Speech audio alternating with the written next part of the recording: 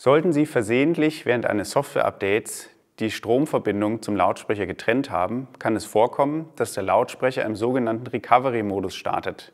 In diesem Modus ist er nicht als Airplay-Gerät einzurichten, sondern zeigt sich als normales WLAN in den Einstellungen Ihres Telefons. Um den Recovery-Modus wieder zu verlassen, verbinden Sie sich bitte auf das Play-Fi-WLAN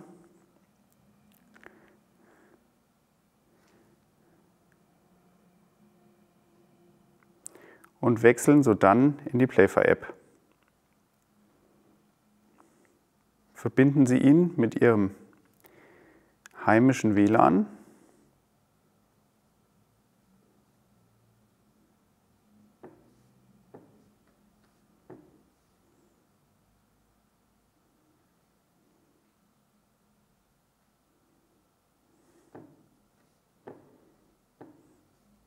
Vergeben Sie einen passenden Namen .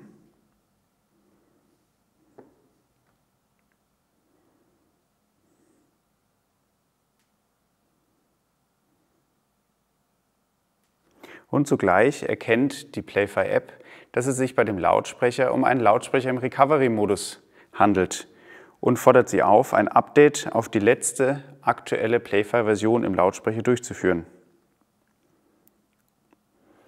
Bitte schließen Sie während dieses Vorgangs die Play-Fi-App nicht und warten, bis dieser vollständig abgeschlossen ist.